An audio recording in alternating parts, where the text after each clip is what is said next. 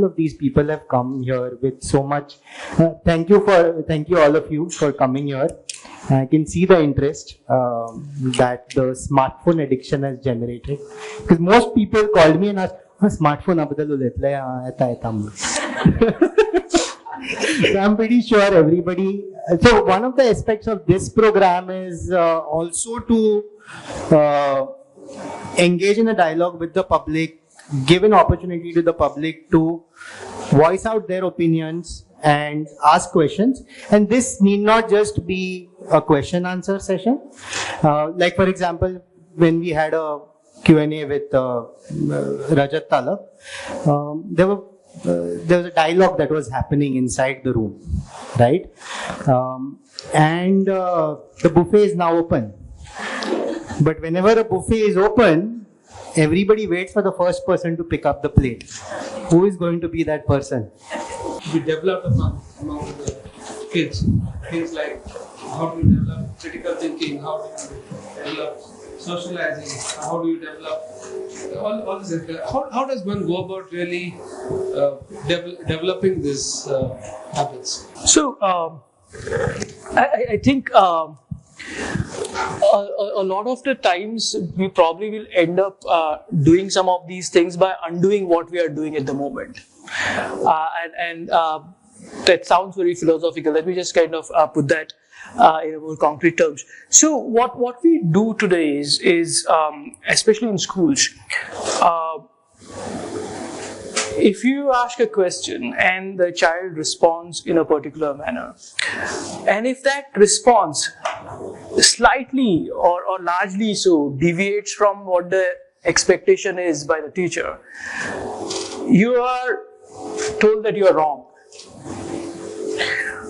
Now what happens in this is that with every little incident like this, you are killing the autonomy and the creativity of the young person or the child, because the next time when you ask a question, they will either not answer or think about an answer because they are worried that you say you're wrong, or they will think that and say it probably in private that the teacher doesn't know anything. So I think acceptance of alternate ways of thinking, acceptance of alternate ways of creating, alternate ways of responding, I think to me that's the first step. Acknowledging that what I am saying is right and what you are saying is also right.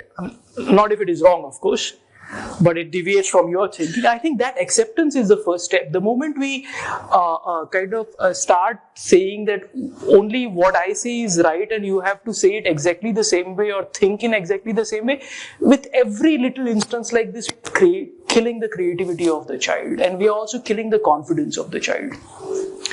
So I think the acceptance and kind of creating, and that comes from how the teacher communicates in the classrooms, right? Like allowing the child, or the young person, the space to say things differently, but also feel okay about being wrong is very important. When the fear of expressing something comes from the fact that I might be wrong, and if I'm wrong, what will the teacher say? I think that stops people either from thinking at all or thinking it but not saying it. And either of these options are not good. So I think a simple strategy of allowing young people to express themselves and then having a conversation around that is important, because that also allows creativity, but that also allows communication to happen, like them to learn how to communicate.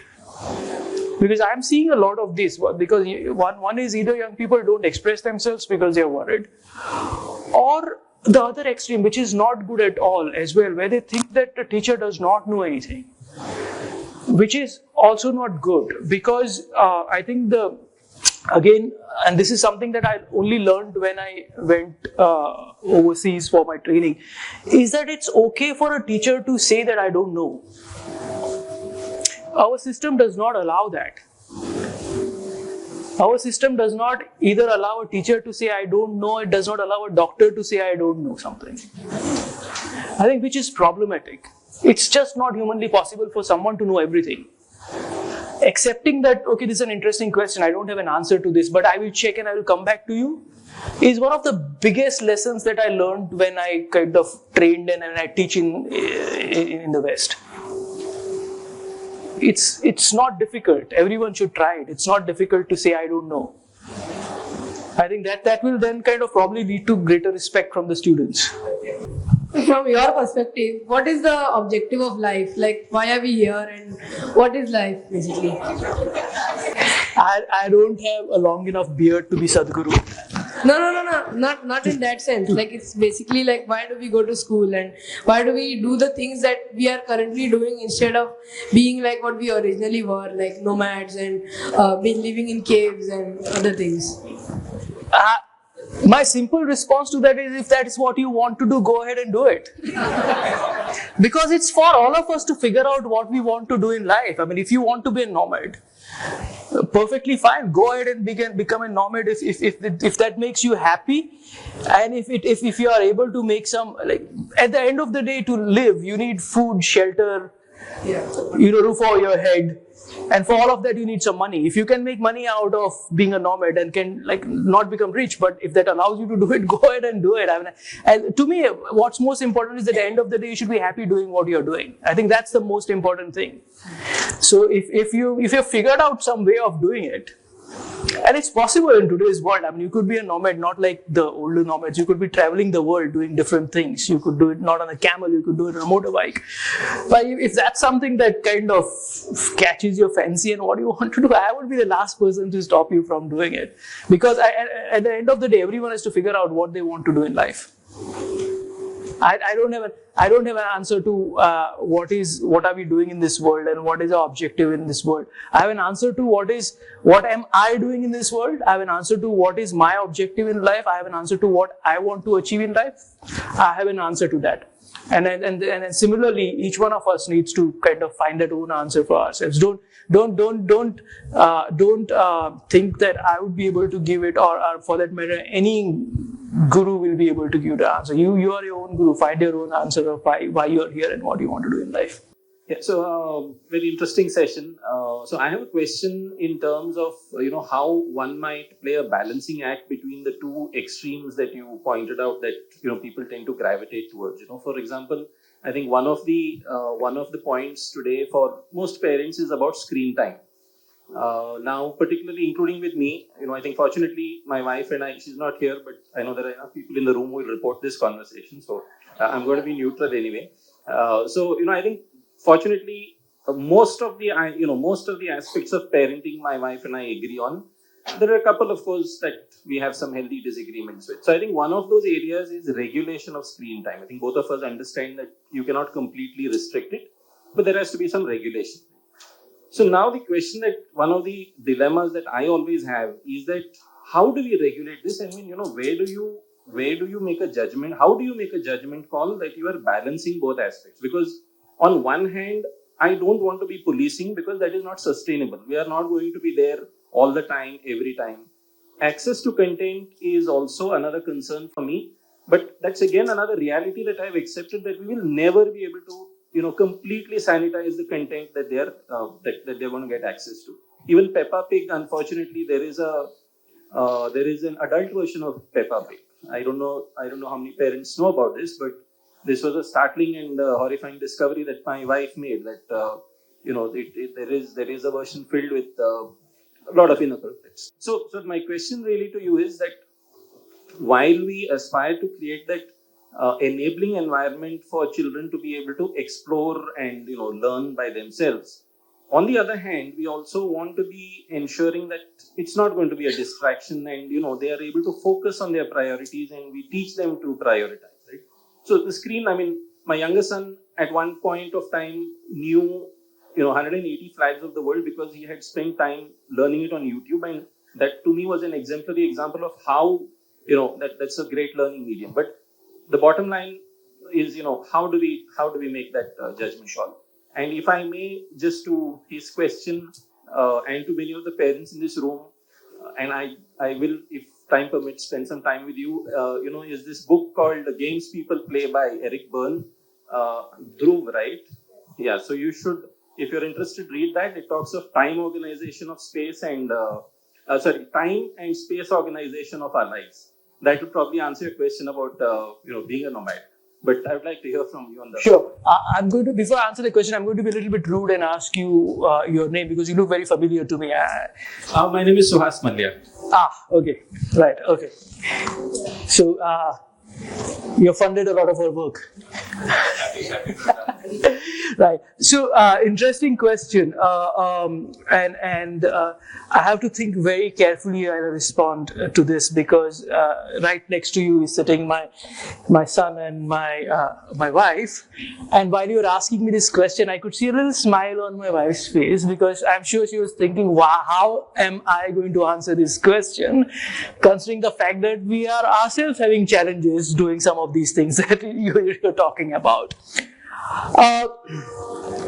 To the frank and scientific response to this is that we still don't know what is an optimal time. You might hear some numbers, but these are, as with everything to do with technology, if you look for evidence, there's going to be evidence for and against. Depending on which camp you want to be in, you can kind of select the evidence which shows that more time is good, and then you can, if you are in the against camp, you can think less time is good. So as of now, we don't really know what is optimal. What we know for certain is too much is bad. Now, what is that too much? We don't know it. For each one of us, to figure out what is the optimal. Now, the thing to think about, because you kind of mentioned you and your wife, and if you're on the same page, wonderful. If you are not about these things, I think what's most important in trying to establish some of the boundaries around how to use and how much to use and what to use is consistency between people who are establishing these boundaries. So if your wife is saying only 1 hour a day, then you also should be saying 1 hour a day. And if both of you are saying 1 hour a day, it should always be 1 hour a day. It can't be 1 hour a day today and tomorrow because you're too busy to kind of set those boundaries on 1 hour and say, okay, yeah, fine, do it while I get onto my own device. So that consistency across time and consistency across space, whatever limitation you have put in, I think is very important. But as you also rightly pointed out, it's very difficult to kind of police all of these things that are available to young people, and that's where some of those fundamental skills in children that I was talking about becomes very important, which is about them being able to critically evaluate what they're watching, but also to have honest conversations with them. I mean, if you think that it's not right, then you need to have that conversation with the child about why you think it's not right and why they think is right, and then having an honest conversation about it is very important. And it's not going to happen in one day. This is a process, and eventually something will happen where you find the right balance. It's a lot of parenting is process. A lot of parenting is also learning as you go along. A lot of parenting is also making mistakes and learning from it. So if like our little friend Dhruv here, you're expecting me to give you a precise answer on 1 hour, 15 minutes is optimal for brain development in terms of device usage. Sorry, I don't have the answer. The only answer that I have is just as everything else, too much of anything is bad. Too much of devices is absolutely bad. Try to control it. Trying to control it is not going to happen in one day. It's a process because these things are designed to engage young people and get them addicted. So it's an uphill climb that all of us have, both as parents and teachers. And that's the best I can give you. I don't know whether that satisfies you, but in the absence of strong scientific evidence on what is optimal, I just find myself incapable of giving you a precise response. No, I think if I was looking for a guiding principle, consistency is a helpful one. So I think we'll start with that. And consistency is important for all kinds of, it's a bad word these days, but discipline for a child. For anything, whether it's sleeping time or eating time, consistency, because kids are smart. I mean, they know how to kind of play the game. Like if they see an inconsistency between the parents or inconsistency between the parents and the grandparents, they know how to leverage that and play the game. So we also have to be smart about it. So I have a question, a follow-up to his question is, I mean, if you are addicted to, say, alcohol, cigarettes, I mean, there is a way, I mean, you can go to someone and say that, okay, like, what if you are addicted to smartphones? What do you do? And I am very sure, like, including me, I'm also kind of, I'm very sure I'm addicted to smartphones. Like, I open this, like, research, open the Instagram app or open some social media app. Like, what do I do? This probably will be a question to me. So, some of the underlying problems that happen with substance dependence and substance use, substance abuse, like alcohol and drugs, some of the principles remain the same in terms of what happens. Like you kind of needing to use more and more of it to get the same kind of effect. You are using mindlessly using it. It's not goal directed. You're just kind of keeping on using it for no reason, but for the fact that you have to be on the device. If you don't get it, you don't get physical withdrawals, how it gets substance, but you get psychological withdrawals. You want to kind of use it. It's interfering with your functioning, be it social, occupational, educational. So some of these underlying principles of the substance addictions and devices are quite similar.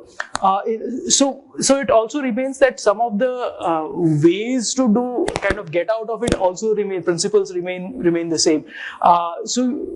So if it becomes an addiction, obviously you go to someone who is an expert, like a psychologist or psychiatrist, who knows what to do about it to get you off it. But we are also learning. It's a new addiction. So we are also learning how to deal with it. But some of the simple things that can be done, I'm sure, I mean, you know about it. So I don't need to tell you, but probably for the larger audience, I just want to say it. And some of the things that I find helpful myself is simple things such as, shutting off notifications. That there's no constant beep telling you that you need to look at it. It's just shutting off notifications. Ensuring when you're working or in meetings, ensuring that your phone is kind of, face down so that you don't see what's happening there. Giving yourself detox time in the day when you're not kind of using it at all. Switching off the phone before going to bed at night. Ensuring that you don't use the phone or whatever device when you are in bed, because one of the biggest causes of sleep disturbances these days is use of devices. So kind of ensuring that the time that you use is the device is not happening while you are in bed. The blue screen stimulating you. So those are the kind of simple principles that sometimes help. There are now apps that help you come off devices, which I find very ironical, because you kind of, you have to use the device to come off the device, which I just can't get my head around it. But simple things can be helpful, and if they don't, then kind of you need to seek the help of a professional. But as I said, even we are learning. It's a new kind of an addiction. There are some similarities, but there are also some differences from substance addictions. Good evening, sir.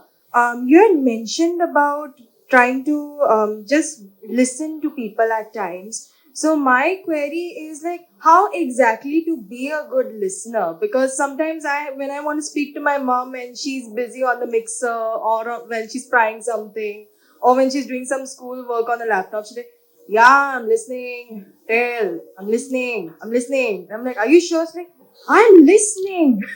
So how do you know like if the person is actually listening, or like how to be a good listener? That is the... So is your mom here? No. That's why I'm asking. So this question is, the response is now for you or for your mom? Mostly for me. I'm a psychology student, so I wanted to know exactly like how.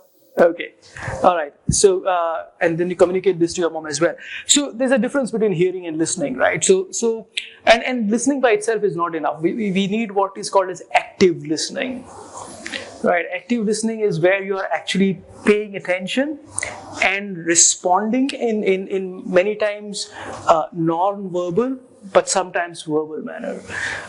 So you are attending to that person. So it's not just you're working on something else and it's going in, or it might not be going in. You are attending to what the person is saying.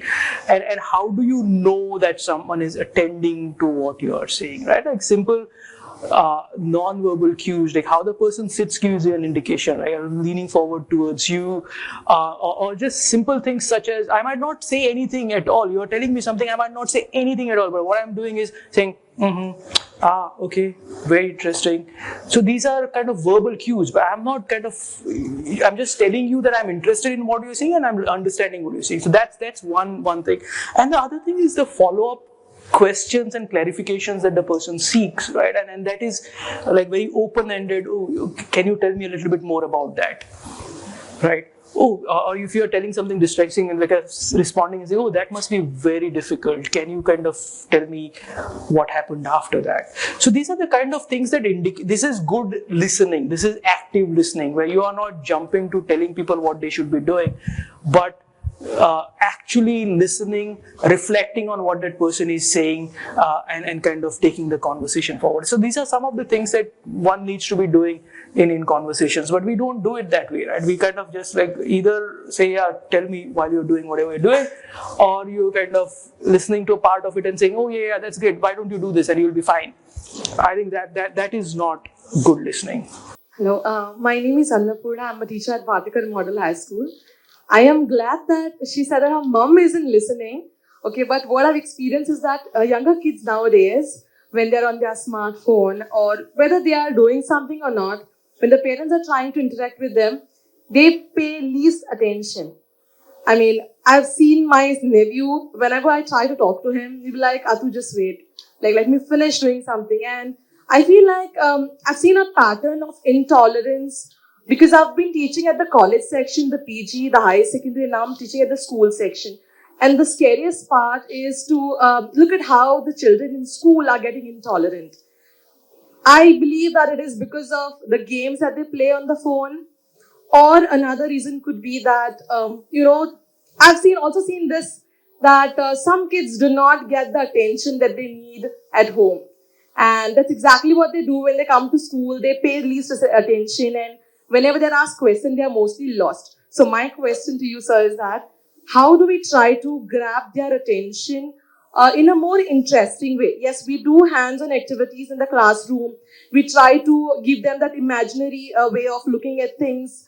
We do everything, but still somewhere I feel like personally, something is missing where we can, grab their attention, make them a little more tolerant towards things that are happening around them, because there's a lot of aggression, there's a lot of intolerance towards little thing that happens in the classroom. So how do we cope up with that as teachers? Tough question, and there are lots of questions within that one question, I think. I guess one big challenge is that difficulty in paying attention. I think that attention deficit is becoming increasingly common amongst young people, and that's because there is so much of stimulus around. Right. I mean, there's so much happening and so many things available that the need to kind of just sit and focus on one thing and complete it and then move to the next thing is no longer there, because that shift is at your fingertips, literally at your fingertips, right? And you watch a little bit of something you don't think is interesting enough, you kind of shift. So that has an effect on the brain, and so I can understand why it's an uphill task for teachers in terms of engaging and keeping young people engaged. So I guess the responsibility is on both. I mean, as I keep saying, that the responsibility is not only of the school and teachers, it's of the parents as well. So if we try to kind of do something about the devices and usage of it at one end, so that's taking care or trying to take care of one end of the problem, and then making classrooms and teaching a lot more engaging, I think, is very important. Probably things have changed since I was a student, with all due respect to Manisha teacher sitting there. Things might have changed, and probably it's a lot more engaging and interactive now compared to what it used to be before, because young people have changed, but also kind of probably I'm sure you're already doing this, but also we have been dissing technology a lot sitting here, but I think we also probably need to kind of see how we can leverage technology to make teaching more engaging. that's it's also a good tool to have. We can't always be saying it's bad, but we could also see how we can leverage it to do teaching. But as with a lot of other things that I've said, I know it's not easy. It's easy for me to sit here and say these things. I know in the real world to implement some of these things is challenging. But just as I said, parenting is not easy. Teaching is also not easy. So I guess you signed up for it when you became a teacher. Absolutely, thank you. I have another question. When I joined Bhatikar Model High School, I saw teacher Manisha not just, moral policing the students, but also the parents, because it is a duty of a teacher, I believe, to make sure that a child feels safe when the child wants to share with their parents as well as the teachers. I've seen teacher Manisha doing that a lot, talking to parents as well. But somewhere I believe that it is taking a lot of, it's taxing as teachers. It's quite taxing because we feel pressure from the parents' perspective as well as the child's perspective. And maybe I'm new to this entire, pressure-taking thingy, but teacher Manisha has been there. She will definitely be able to give me, better answer. But I definitely want to know how as teachers or as parents, they should understand that, it is taxing.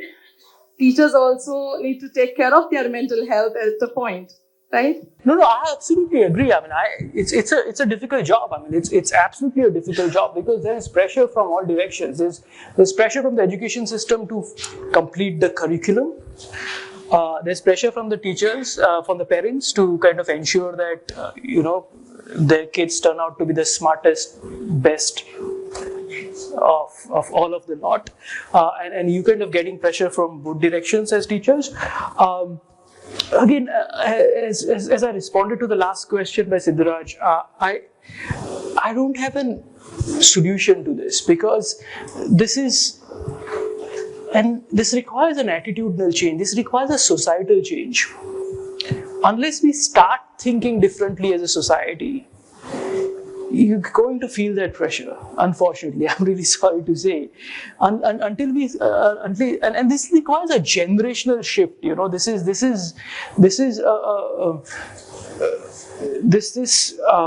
This attitudinal change is a generational shift. It's not going to happen today. It's not going to happen tomorrow.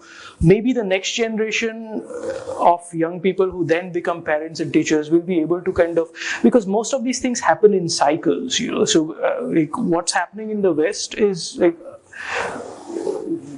the West was here where we are today, 30, 40 years ago. The same things used to happen in the education system. They have moved on, and then we will get there.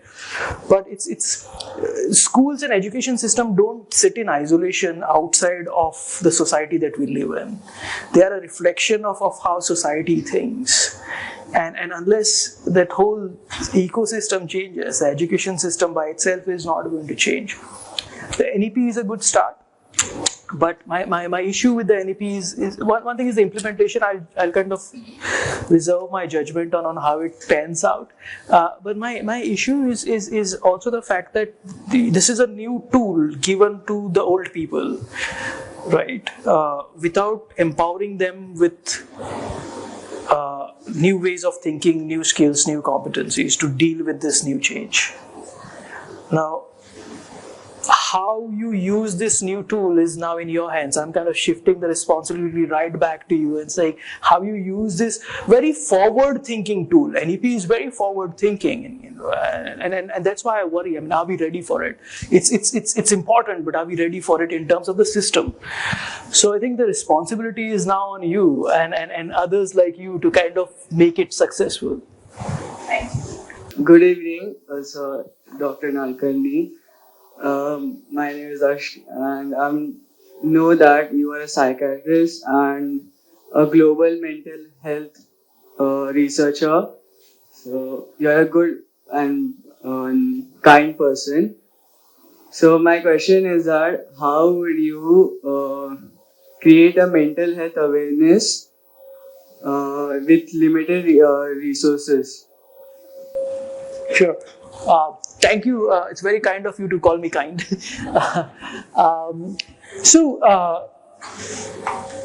So I don't think we have limited resources.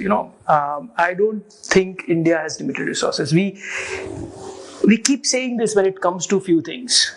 When it comes to other things, we say we are getting there in an aspirationally a developed country. But when it comes to stigmatized things like mental health, we say we don't have the resources. I think we have the resources. I could tell you, in fact, the kind of budget that comes and then goes unutilized back to the center. But we are not here to talk about the health budget or the mental health budget within that. But there are, to build awareness, it doesn't require too many resources. And again, building awareness also requires an attitudinal shift, okay? And that's very difficult. But again, coming back to something that we have been kind of demonizing all this while, technology is a very good way to increase awareness. Because it's common, it's easily accessible, not to all of India. We're still struggling in some parts of the country, but it's most of the people have some device or the other in their hand. Everyone seems to be using WhatsApp. So disseminating information is not difficult about awareness. In fact, the problem is in the other direction. The problem is about the credibility of some of the information that's out there in the digital space. Can you trust everything that's there? Is everything that people that are putting out there, not just mental health, but everything, everyone and their grandmother and the neighbor and the neighbor's dog is an influencer. Everyone is an expert on everything, and everyone wants to put it out there because digital media is a democratic space and you can put out whatever you want. It's unregulated. That can shift the responsibility back on us, on our ability to kind of figure out what is credible and what is not. So to answer your question very narrowly, even with limited resources, you can do a lot of awareness, not just mental health, but a lot of things using media and social media in particular.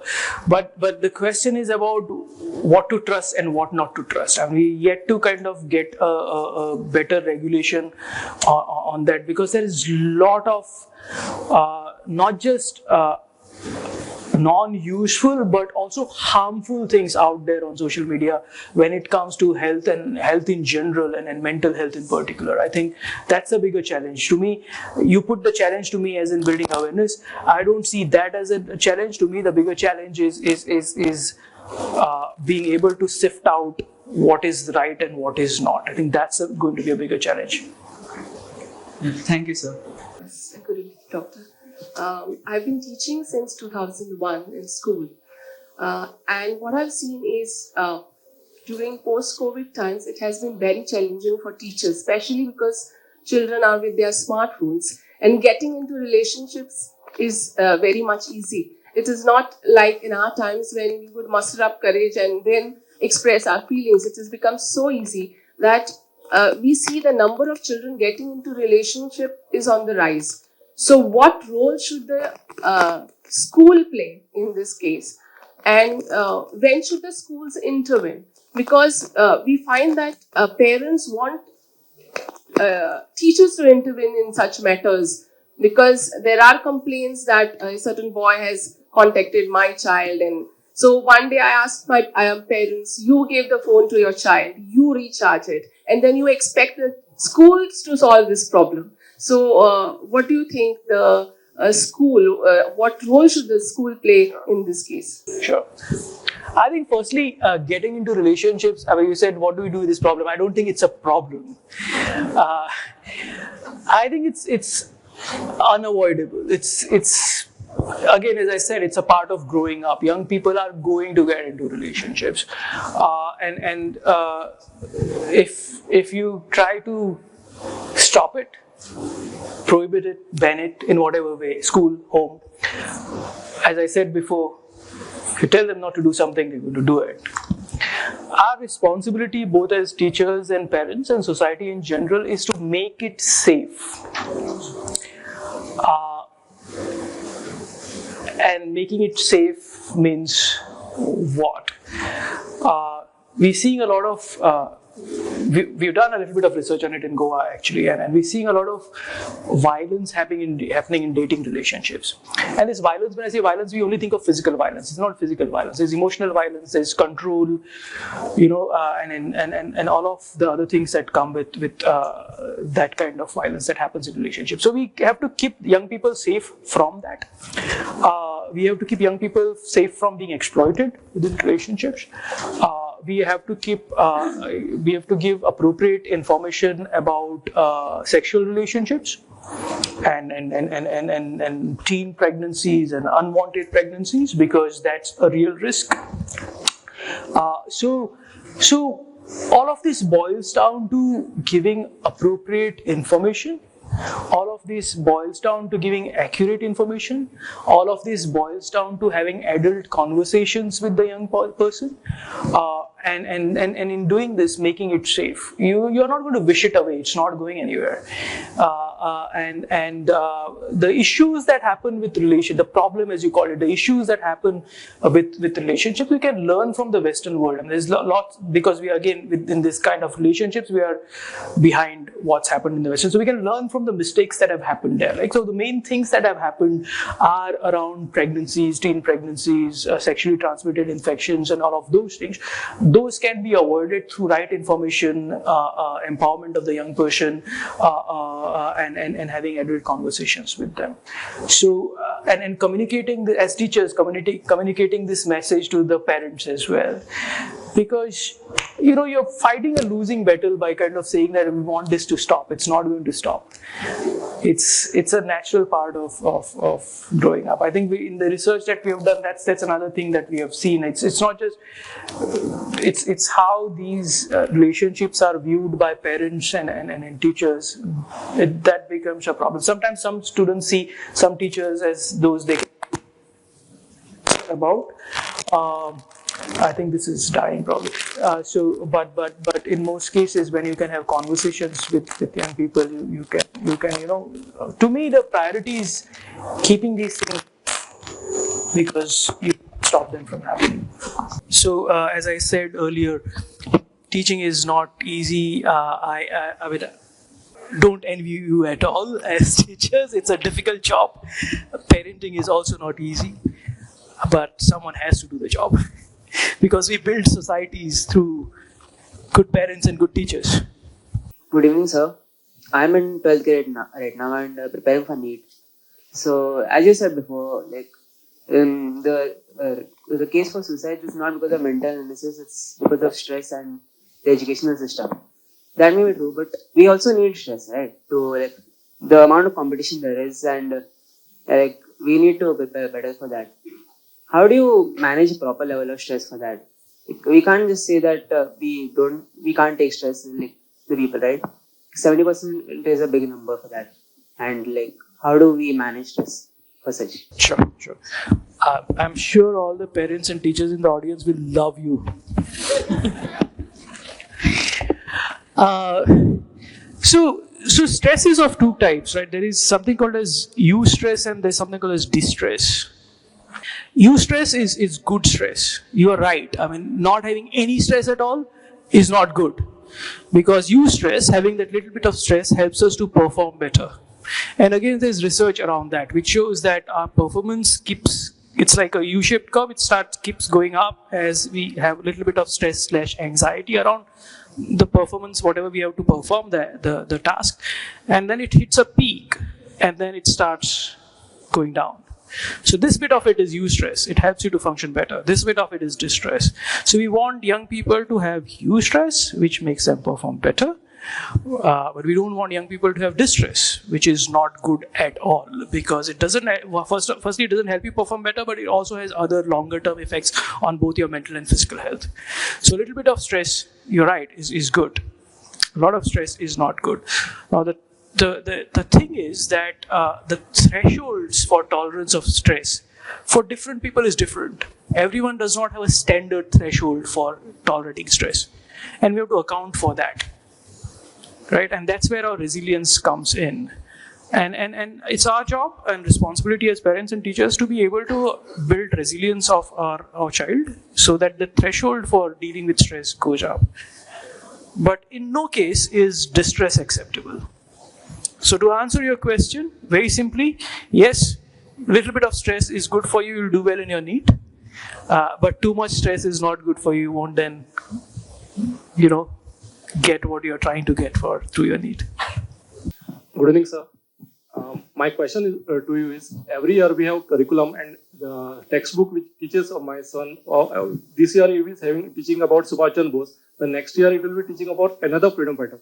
But as the exam gets over, he forgets about it.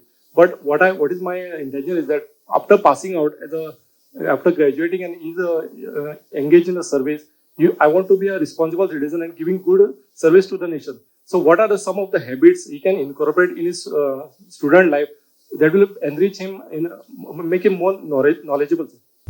To make him more knowledgeable. Okay, tough questions. I'm getting tough questions today. I think so. Yeah. Excuse me, sir. Means, now every year he's being taught about one freedom fighter. At the end of that student life, sir, you should have the feeling of patriotism. Means, his service is giving to the nation, that being a non-corrupt officer, you should be working in that particular pattern like this.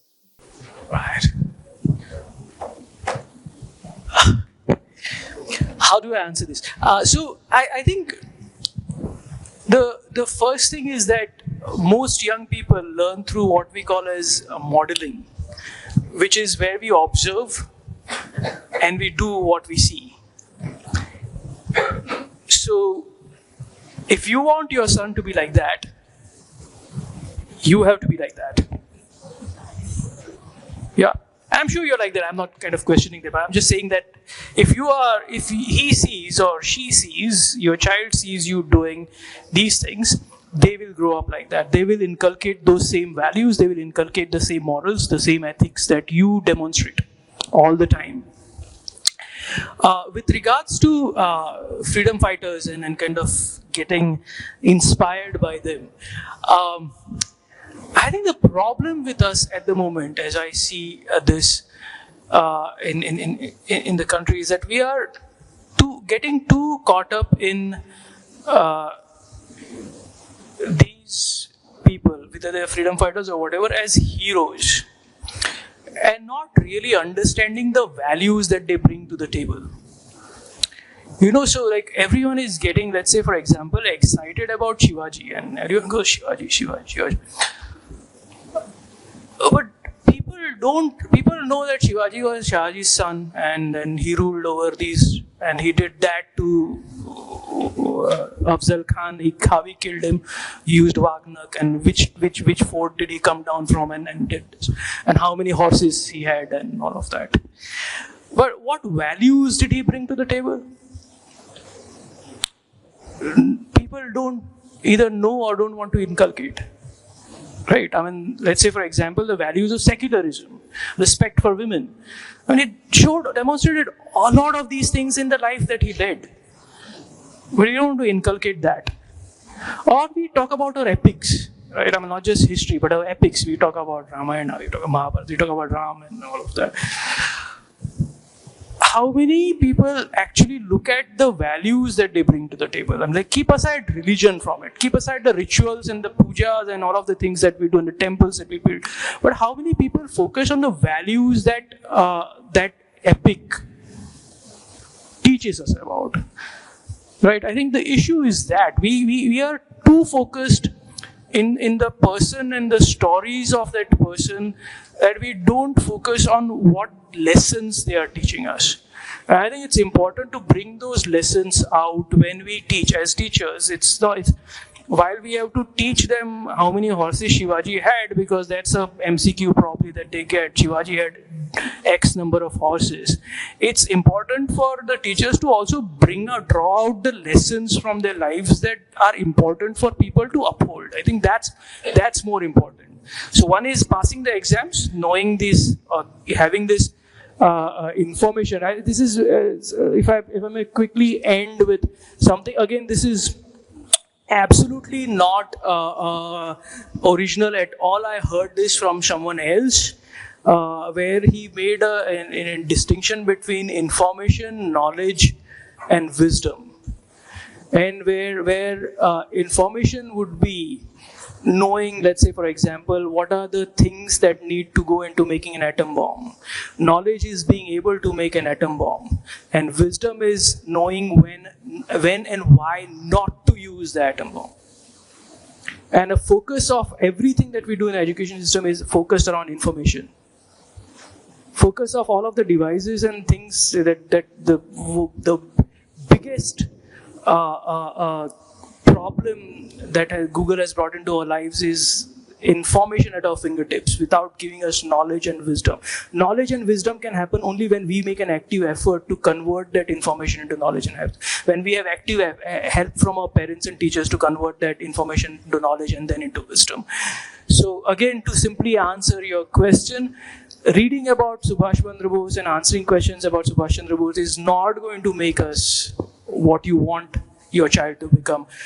Learning from the values and being able to draw out those values from people's lives, also understanding that they're humans and they might have made mistakes as well, learning that is going to make them a different person.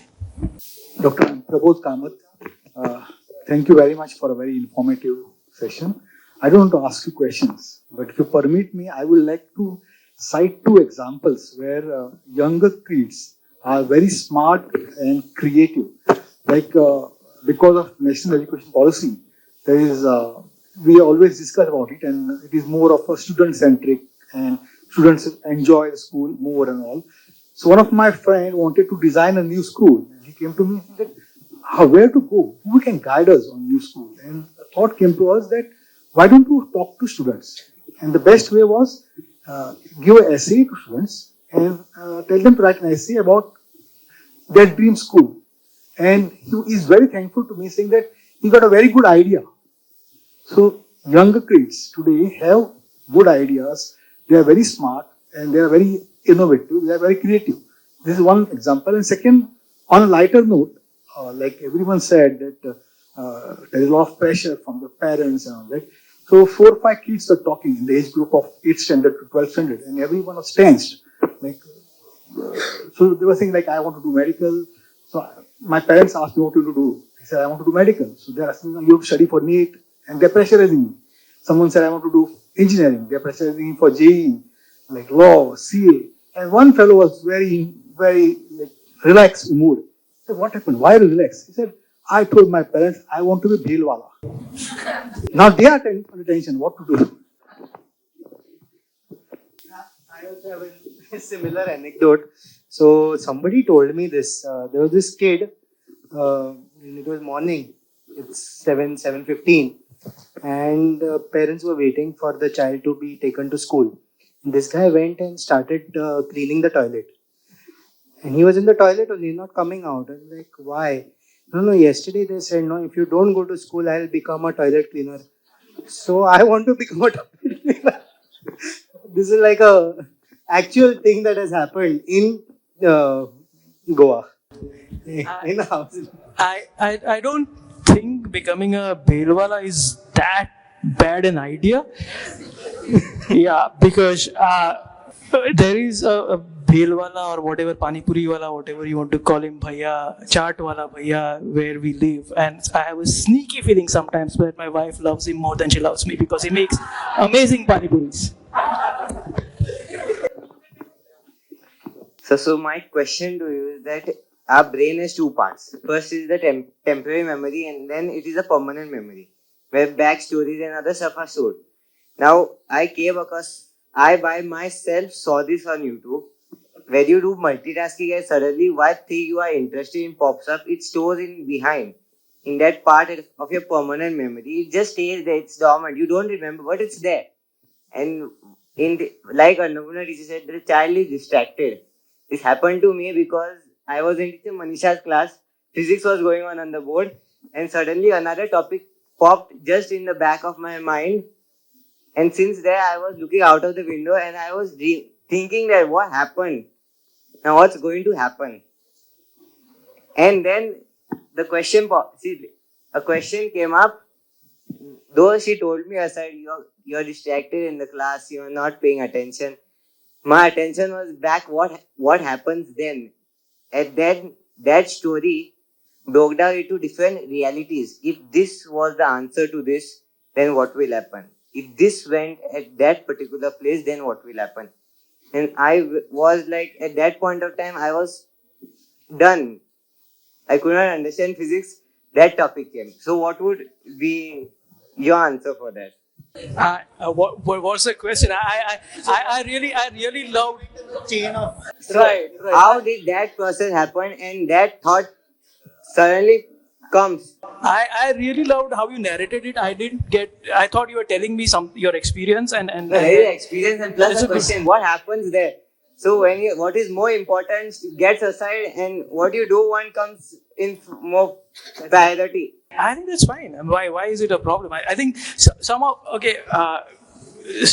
this was a physics class, No, that is also my interest. Yeah, but this 7 in a physics class, right? So some of the biggest discoveries in physics and mathematics happened because of flights of imagination. Right, it's things that only if you think out of the box, then you make new discoveries. So if you are kind of going on a flight of fancy and flight of imagination in your classroom, I didn't think. I don't think it's a problem. Yeah, I don't think it's a problem at all. I mean, if Newton hadn't been sitting under a tree and the apple hadn't fallen on his head and he had gone on this flight of him, no one has thought about it, and no one has thought about it before that, right? So, John Nash thought about the game theory, that's huge jumps of imagination. So, to me, someone having flights of fantasy or what's the worst that could happen? And maybe you might not become a good physicist. Maybe you might become a great writer. Who knows? So I wouldn't. If that is happening to you, don't try to stop it. And no. I know Manisha teacher. She won't rap you on the knuckles with a ruler. That doesn't happen. She won't do that. Don't worry. She's nice. Don't worry. Actually, like last year I had this thing of that I'll write. So I took a course on Coursera about writing fiction. I don't read fiction, but I wanted to write for no reason. And this was the exact context I started with: a child looking outside the window. Right. So it's happened before, and it has happened with me. So it will happen with you. It will happen with all of us, and it's not a bad thing to go on a.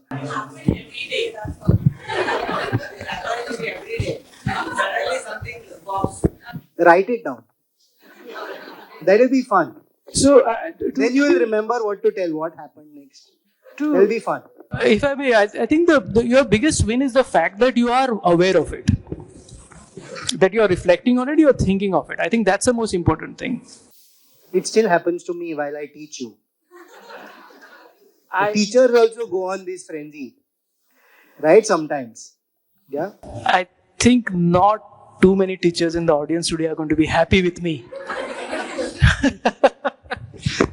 That's not so. I don't know. I think all teachers here have been students, and if they relate back to their experiences as students, they will be on your side. Yes. So let's conclude this. And how do we conclude this? Sir has taken out his precious time, and during our conversations, I think we spoke about Yuval Noah Harari, and his latest book has come out. So I thought that would be the best gift that we could give you. Jai. So Jai is one of my first students who is still with us. Like, he keeps meeting me, not left my back, or I have not left his. Jai is going to do his PhD in robotics in Barcelona next week or in another 10 days. Yeah.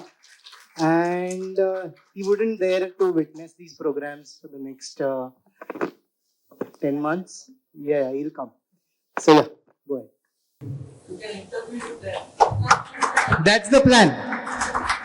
Yeah, with that, I think we have opened up a lot of boxes, Pandora's box, as you call it. Let all of these things, take them back home, converse with your kids, converse with your parents, converse with adults, converse with young minds. Have these conversations and let this just be a start. This is just a seedling that has been planted. Let it grow into a tree that's a vriksh and a tree of knowledge. That's Vidyavriksh for you. Thank you, everyone.